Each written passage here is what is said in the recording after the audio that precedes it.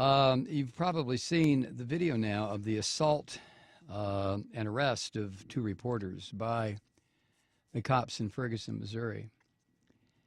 Ryan Riley, who writes for the Huffington Post, and Wesley Lowery, who writes for the Washington Post. And I believe Lowery has won a Pulitzer Prize. They were in Ferguson to cover the violence, the police violence that broke out following the killing of Michael Brown Jr.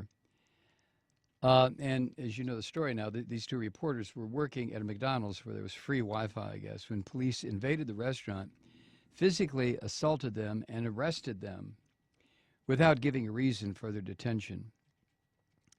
And once word got to Limbaugh's cousin, the chief of police of Ferguson, they were immediately arrested, and they were told that there was no record of their being arrested. They were immediately released. I think that's what it said. No record. No way they could find out exactly what happened to put them into Ferguson's criminal justice system. All gone. The Washington Post editor, Martin Barron, said the Post was, quote, relieved that Wesley is going to be okay and appalled by the conduct of police officers involved. He added, quote, that behavior was totally unwarranted and an assault on the freedom of the press to cover the news, end quote. And the Huffington Post Washington bureau chief, Ryan Grimm, told Talking Points memo, quote, this is what happens when local police are allowed to become paramilitary units. And that's the jumping off point for me tonight, the militarization of the American domestic police force. I don't know if you've been paying attention at the weaponry that has fallen into the hands, not fallen into, but has been acquired by local police departments. You ought to see what they have here in Atlanta and in counties surrounding Atlanta. Armored personnel carriers, RPGs, grenade launchers, what you'd expect in a war zone. It's all over the country. And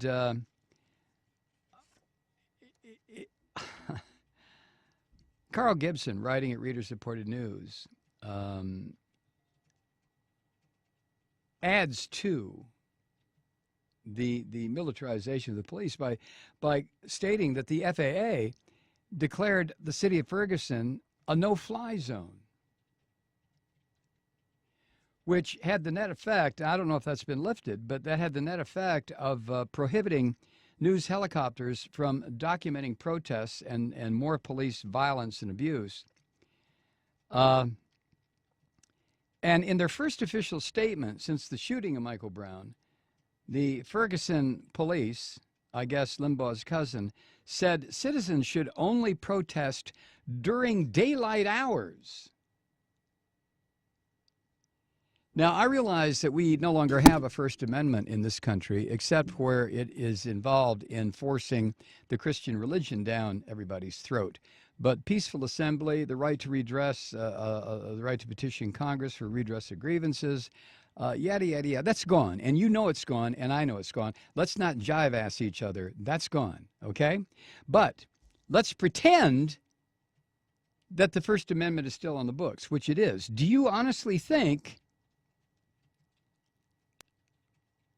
that the framers of the Constitution, as corrupted as they were, wanted a sunset clause in the First Amendment?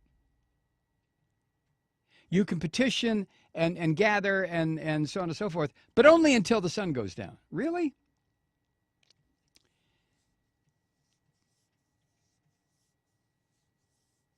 As Carl Gibson points out, what's happening in Ferguson is just like what's happening in Anaheim after the killing of Manuel Diaz by local police. Same thing happened in Brooklyn's Flatbush after NYPD killed 16-year-old Kamani Gray.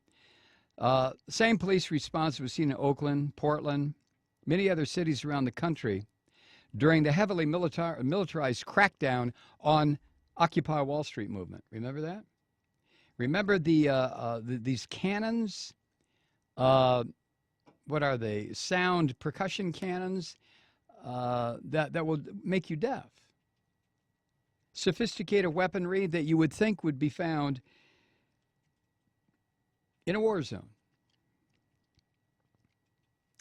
In June, The Guardian of the UK reported that the Pentagon has for years been preparing the country for mass civil disobedience. They know, the Pentagon knows, these military planners, we say what we want about they're fighting the last war whenever a new war breaks out, but they understand the potential that has built. So last year, the Department of Homeland Security was buying bullets by the billions. Remember that? All of a sudden, why is Homeland Security buying bullets by the billions? Which had the net effect in this capitalist society of driving up price of ammunition all over the country. So it isn't too far-fetched, as Carl Gibson points out, to suggest that municipal police departments are gearing up to prepare for the kind of civil disturbance that the U.S. military is pretty sure is coming.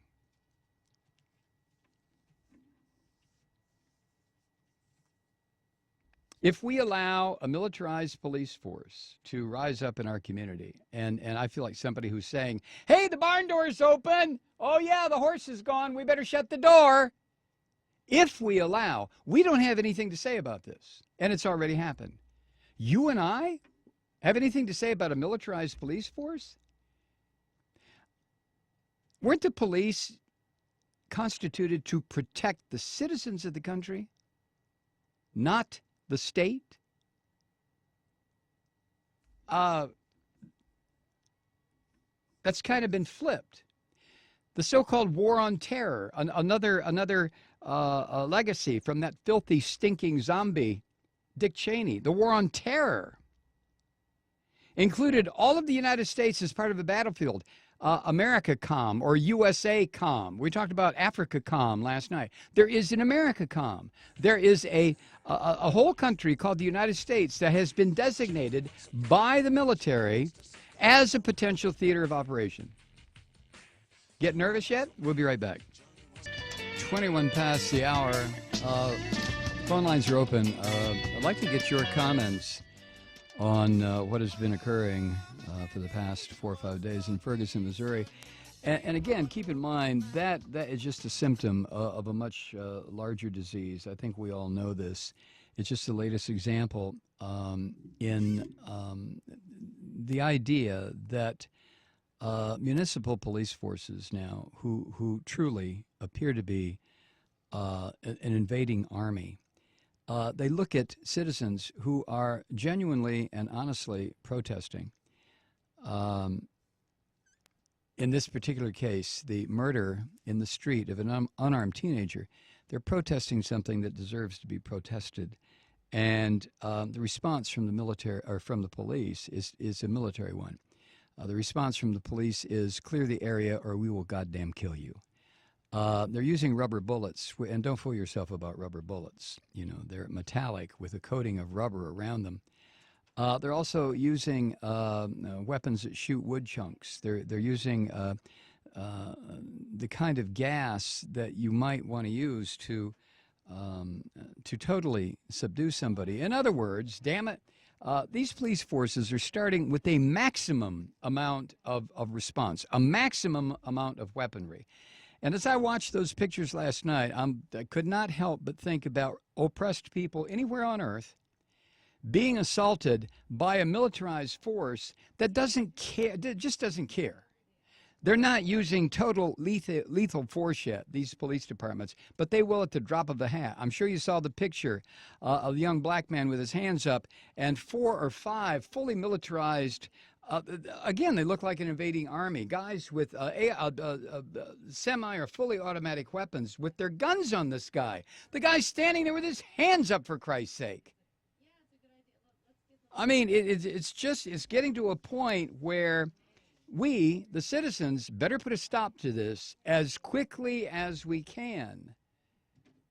I don't know how we do that, because I am of the opinion that you and I have lost whatever channel we had to get response, to get dialogue.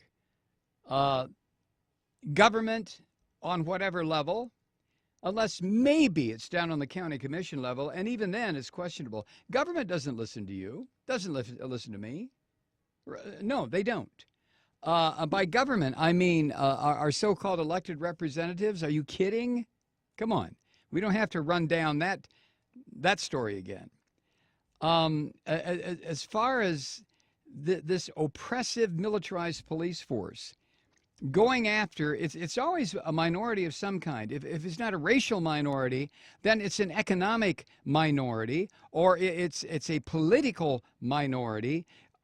You do not see this craziness in an area where a bunch of white folks with suits on are walking around carrying their briefcases, and all of a sudden they say peace now. You're not going to see that. That's kind of a dumbass example, but you know what I'm talking about.